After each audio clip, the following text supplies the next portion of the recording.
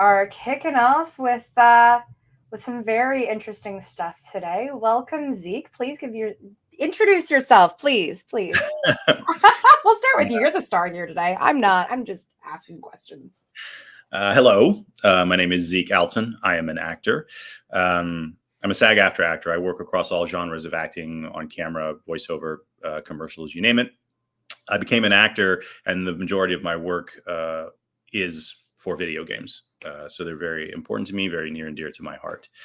I am a negotiating committee member for the video game committee at SAG-AFTRA, among others. I also negotiate commercials, TV, theatrical, and animation.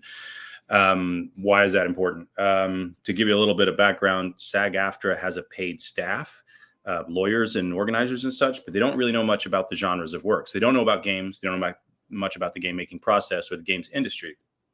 And it's that way for all the genres. So the union actually has working committees of volunteers that do the work. People like me, people who are volunteering, not paid, but we have a stake in the game, so to speak. I myself am not a lawyer, but I did, before I became a performer, spend 20 years in the military doing acquisition as a test pilot.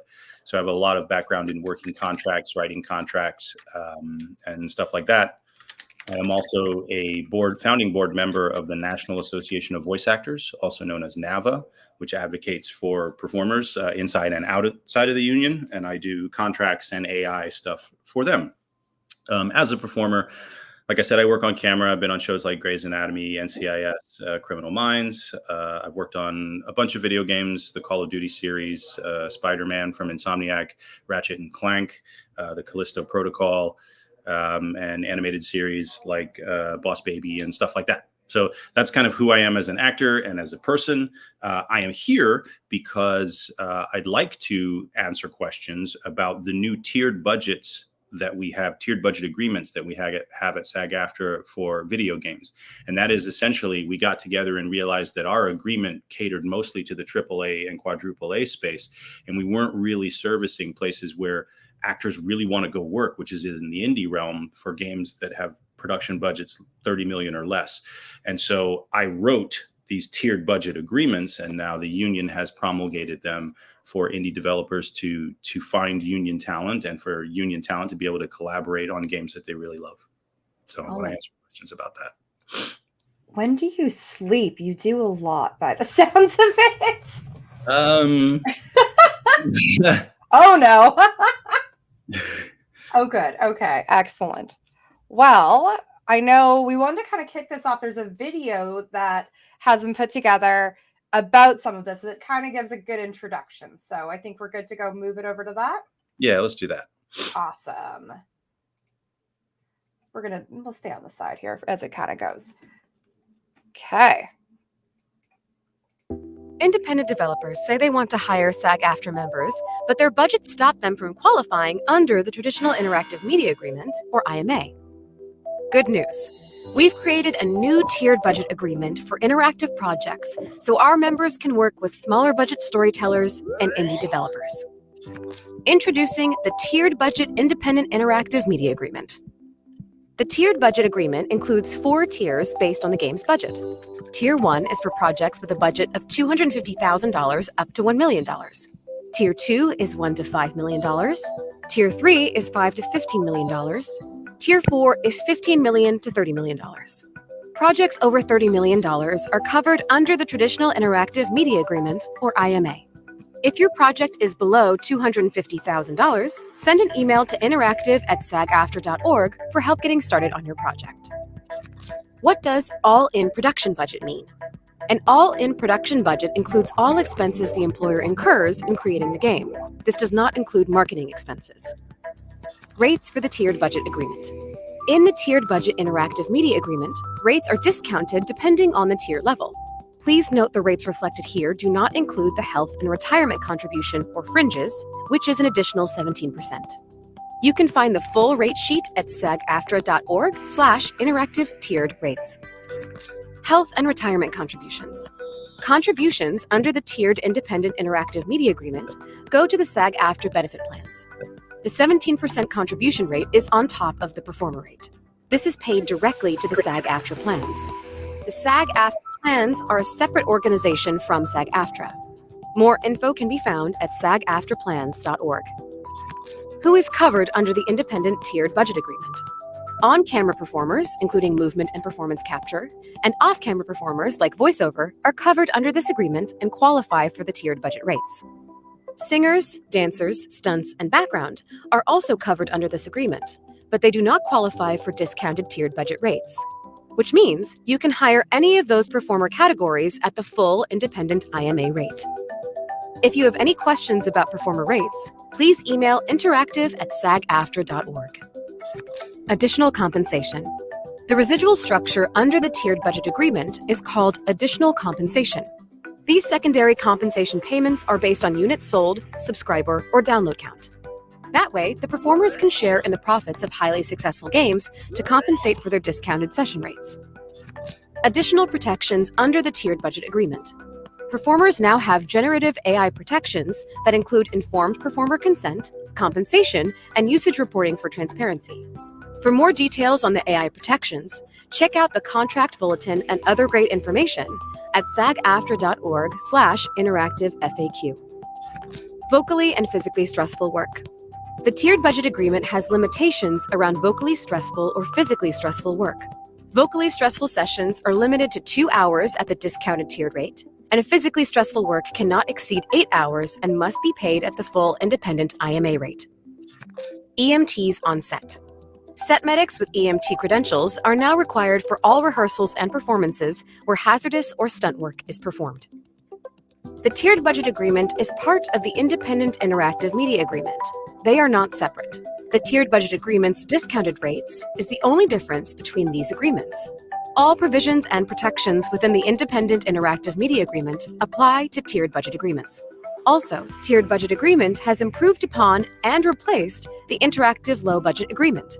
Any employers or members still working under the interactive low budget agreement that have questions can contact interactive@sagaftra.org. We're excited to have this new tiered budget independent interactive agreement available to all of our members and partners in the interactive community. The tiered budget independent interactive media agreement is not impacted by the strike against signatories of the interactive media agreement and will continue in effect until at least December 31st, 2026. To sign up your project, visit sagaftra.org/tiered interactive application. Thanks for watching.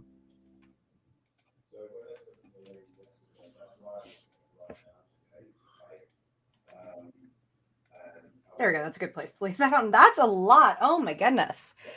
So there's a lot of information in that video. There's a lot. There's a lot. Interestingly, voiced by our own Ashley Birch, known as Tiny Tina in Borderlands or Aloy in Horizon. Yeah.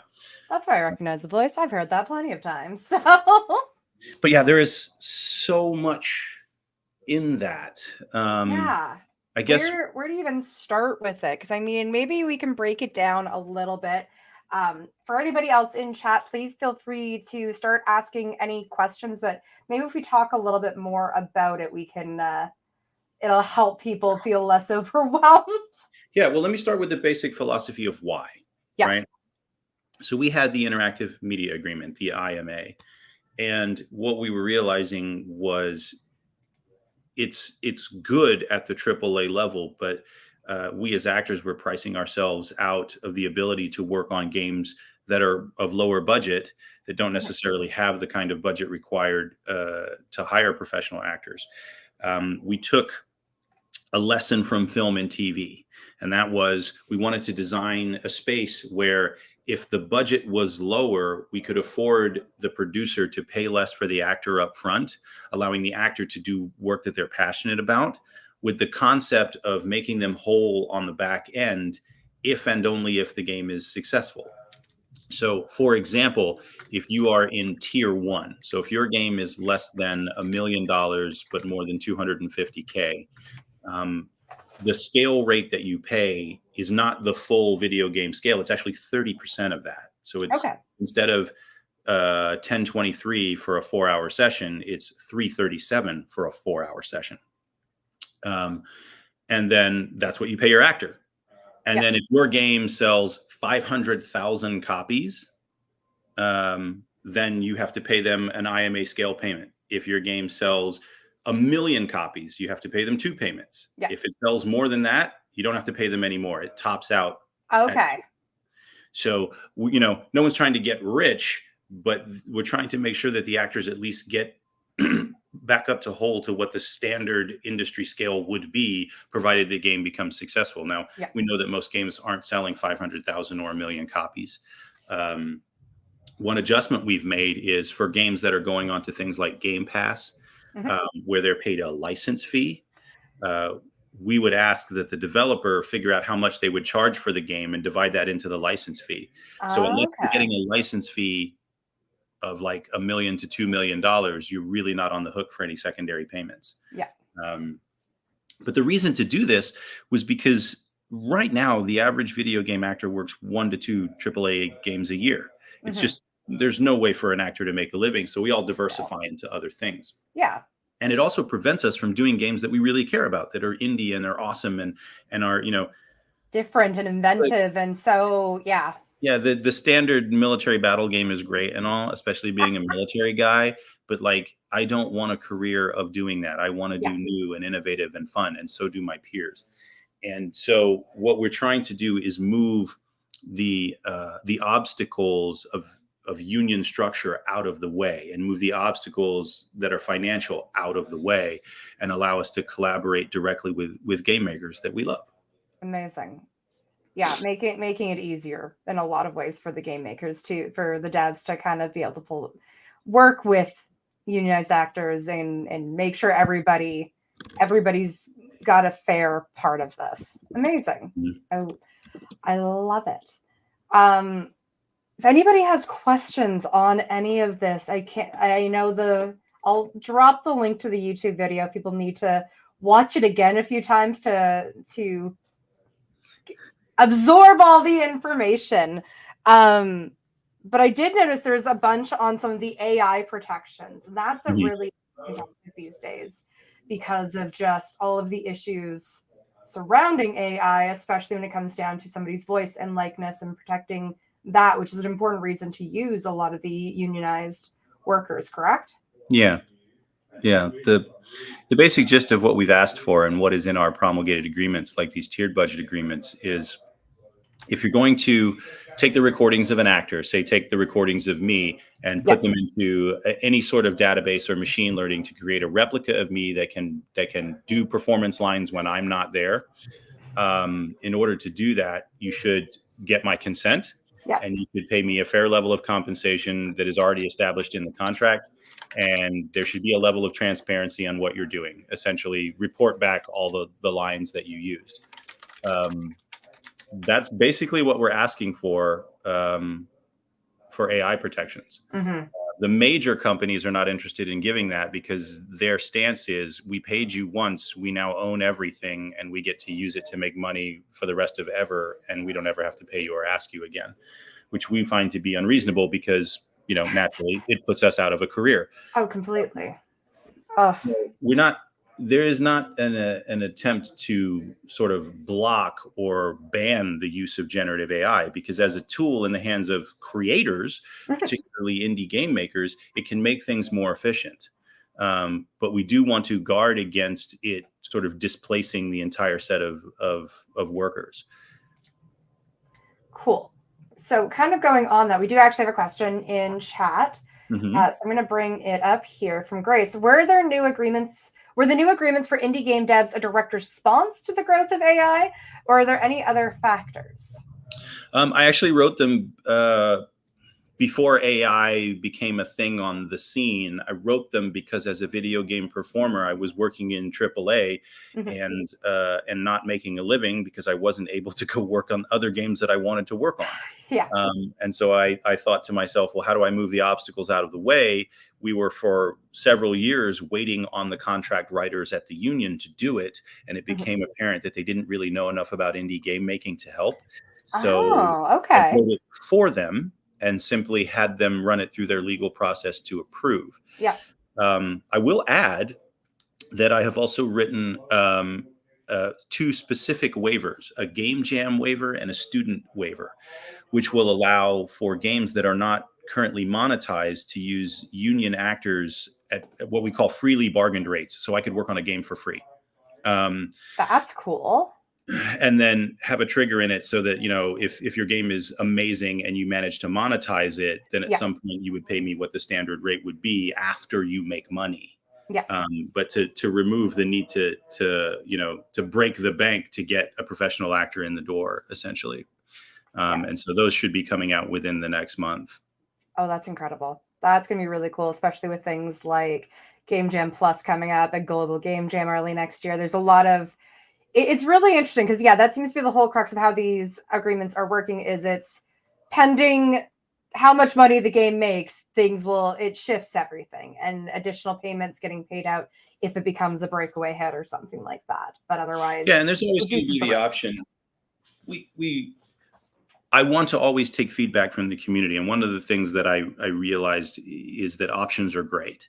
Yeah. So if there is a dev that has a little bit more money up front and doesn't want to worry about tracking sales and paying people after the fact, you can actually pay the bonus up front at a discount. Cool. So you would be paying less by paying up front. But that's, you assuming that you're going to sell 500,000 or 1 million copies of your game. You have a lot of faith, apparently. So, but if you've got, the money to invest, then also. But I do think it's always good to have options, Yeah, completely.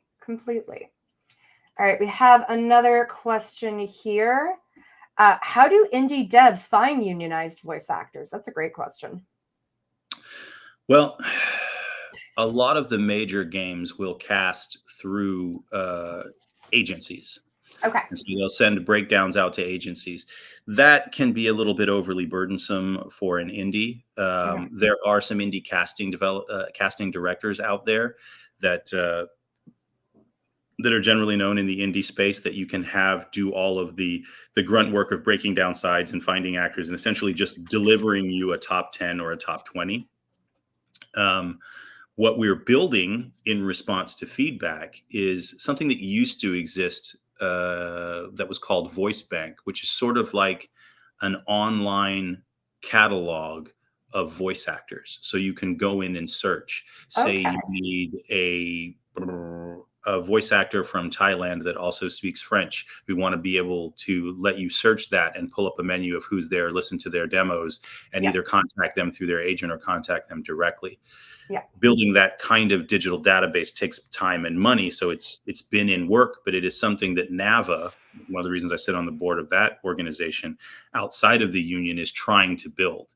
Mm-hmm. What it'll do is it'll have a union and non-union filter. So if you're looking for something unique, like that actor from Thailand who speaks French, maybe they're not in the union, you can find that non-union actor.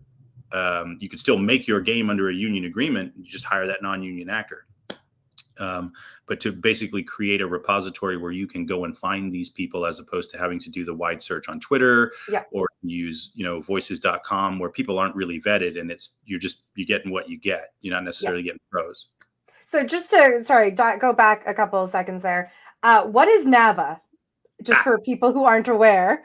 So the National Association of Voice Actors is sort of an advocacy organization for voice actors that was started outside of SAG-AFTRA to advocate for union and non-union performers because even the union performers didn't feel like their voice was being heard at SAG-AFTRA. It's such a big organization. It deals with celebrities.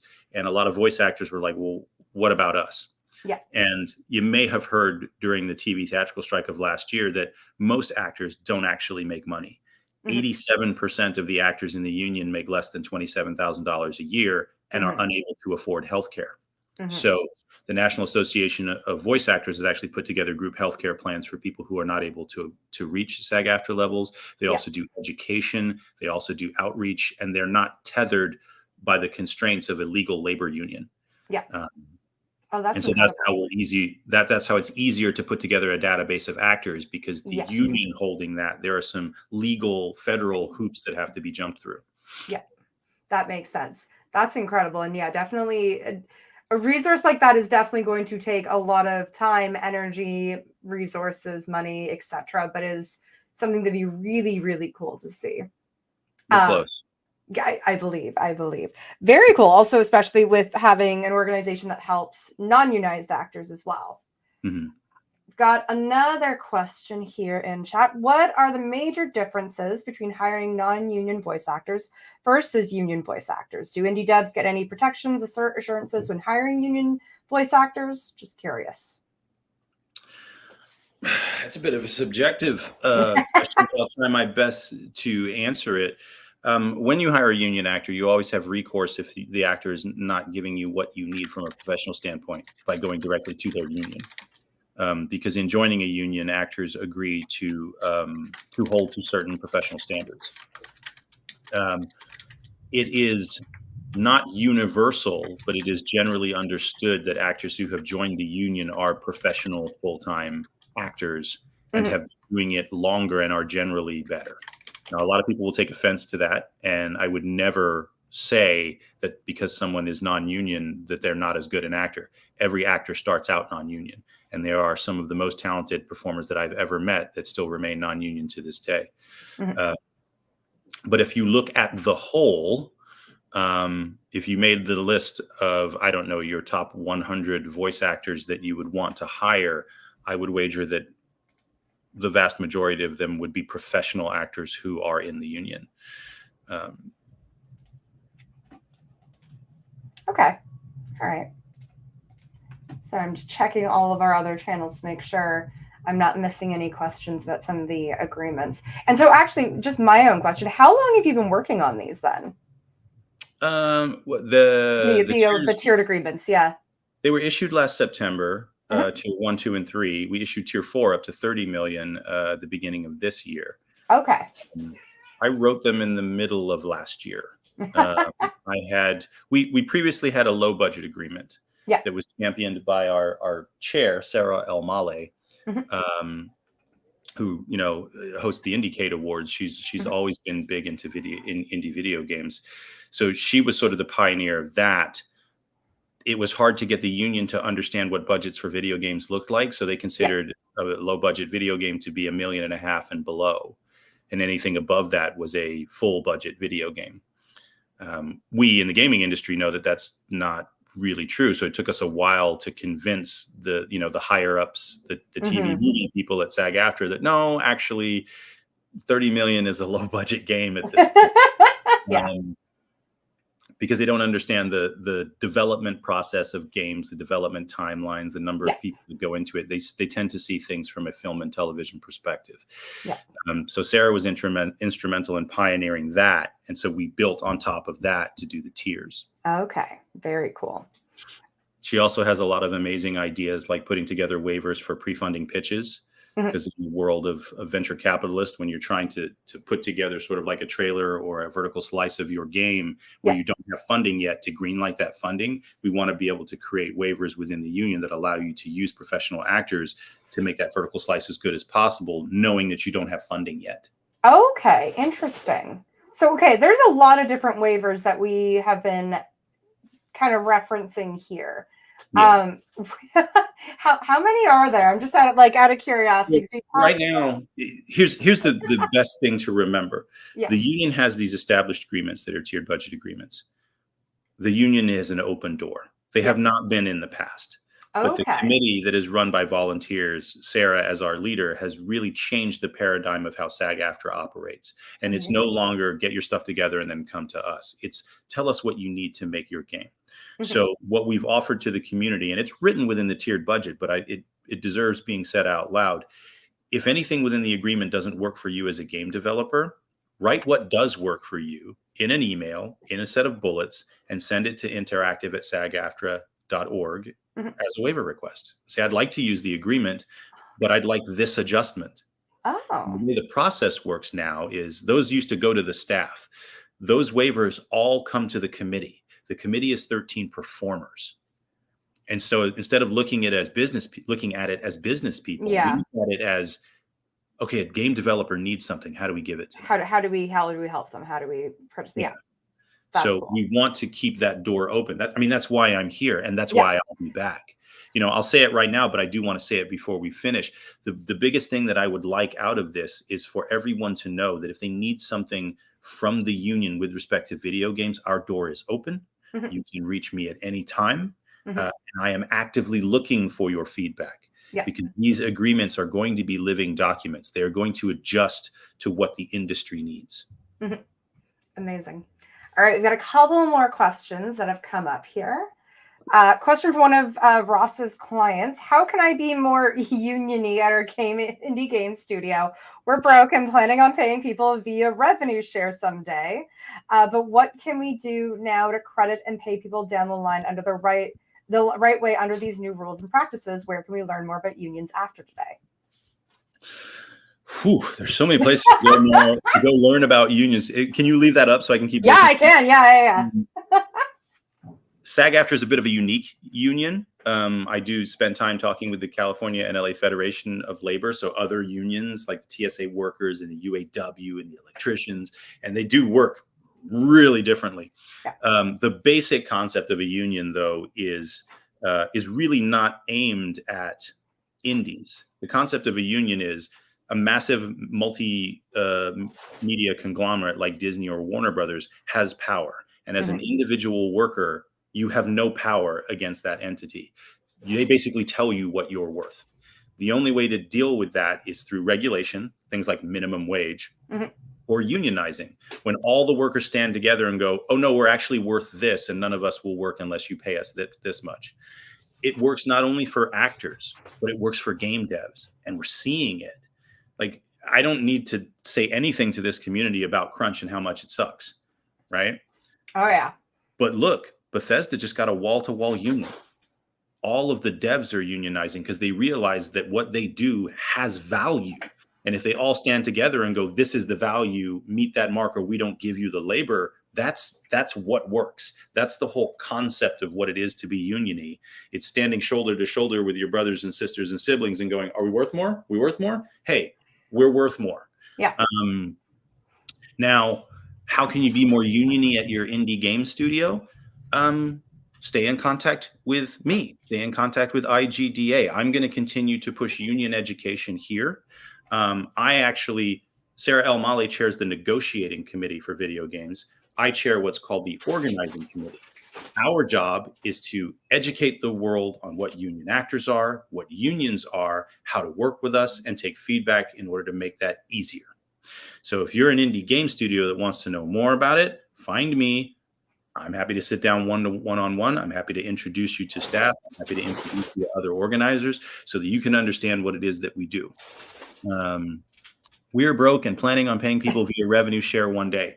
That is an ideal waiver. If you have a low budget game and you say, I can't afford to pay anybody because my budget is X, but I've talked to my talent and we agree to a revenue share that is this, can we get a waiver for that?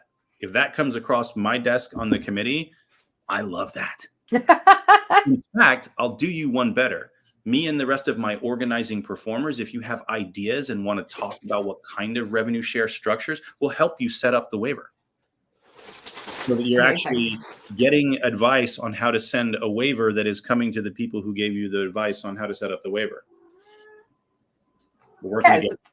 This works out. So it's really just being able to continue those pathways of communications. That way we can, which very much, that works. I love that. I'm going to move on to another question here from your cozy neighbor. Are there other ways that union voice actors would like game developers to support them? What else can we do as game developers to show solidarity and support voice actors? I would say two things. One, we live in a social media world. If you believe that AI protections are important for actors and subsequently every other worker in the world, then say that loud and proud. The other thing as a developer is if you have a game, come see us and figure out how to put it under a union contract. Yeah. We know that since we're on strike right now, everyone that's working outside of these tiered budget or our interim agreements are working without any AI protections. And so there is a fear that if that continues, the the major corporations who have already told us they intend to do this will just make large language models of all of us and say goodbye and continue to use our faces and voices and stunts and movement forever. We cannot wait around for legislation. Yeah. So supporting through social media via the strike, and if you have a game, bringing it to the union. I will give you some numbers. Our old agreement, the IMA, had 82 game companies that signed to it.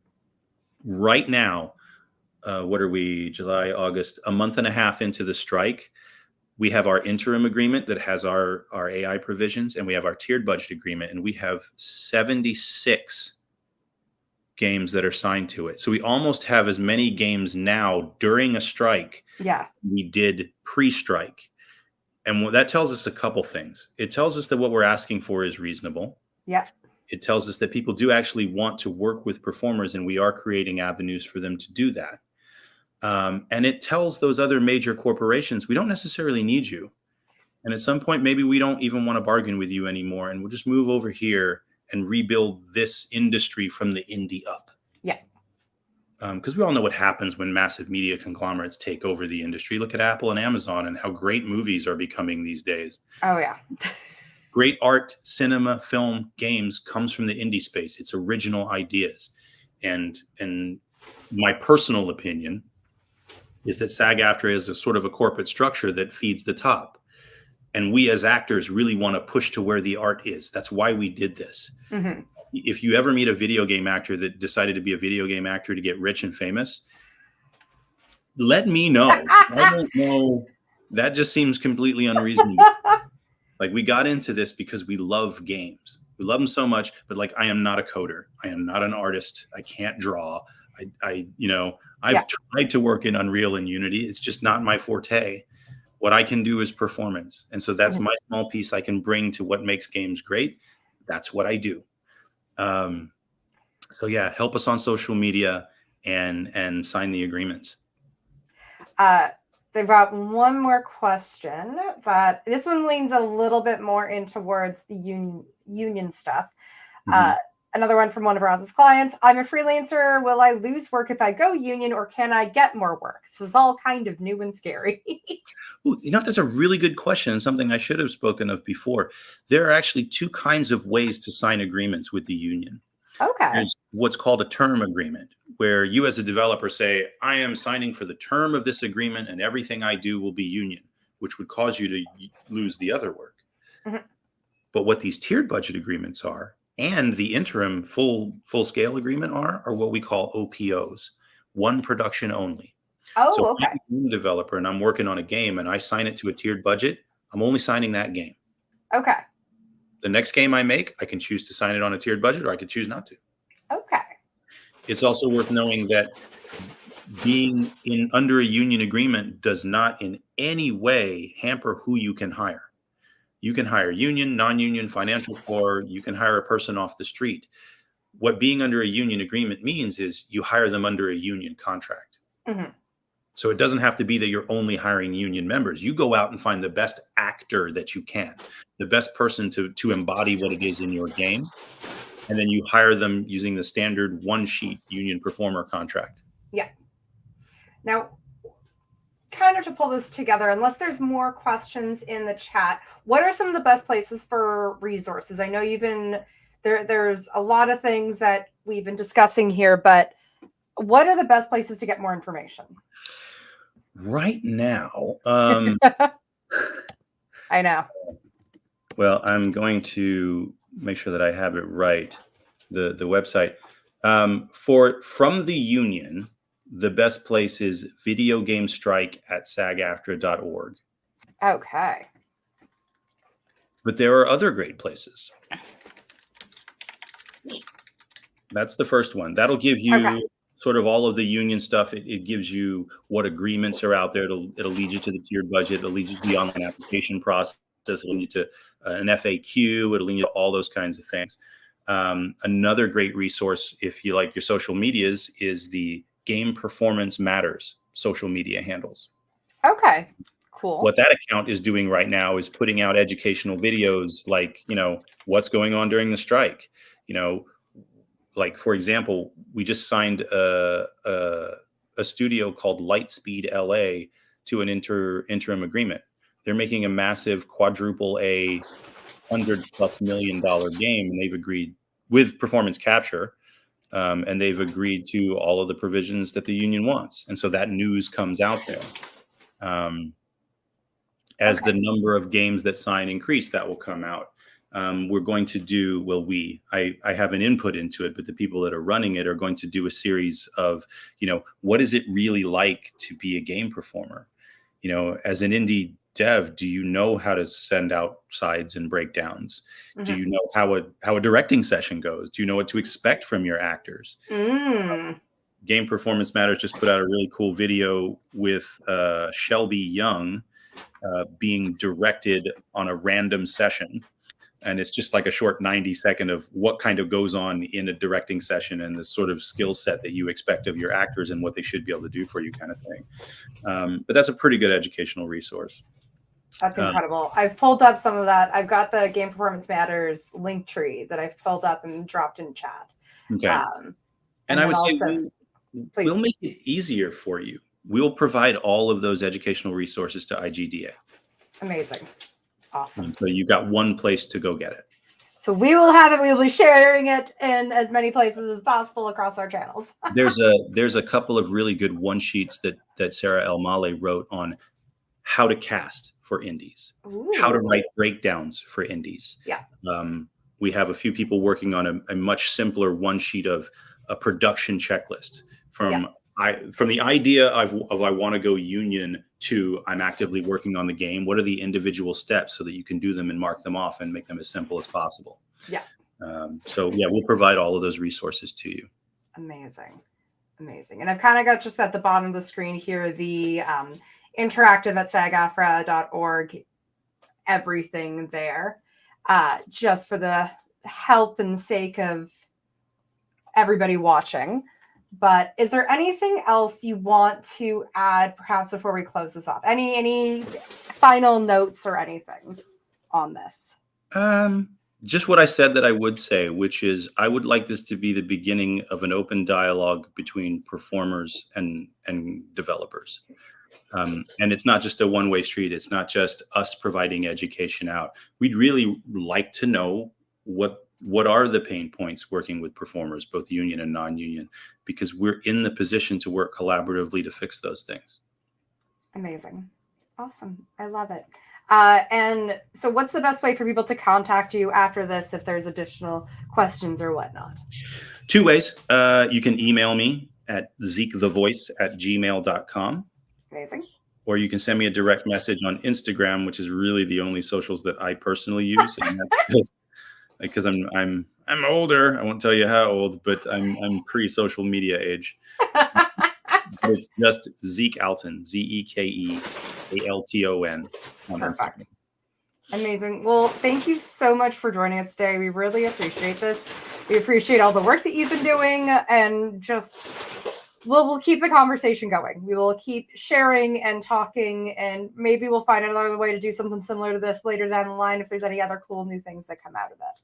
So yeah, it'd be nice if we did like a once a quarter check-in with what we've got that's new and get some feedback on what you guys need. So I'm here for it. Thanks for having me. Thanks for listening. I love that. We're going to chat about that. Yeah. Awesome. Well, thank you guys for joining. Thank you for all the questions, and we'll leave it there for now. Bye, everybody.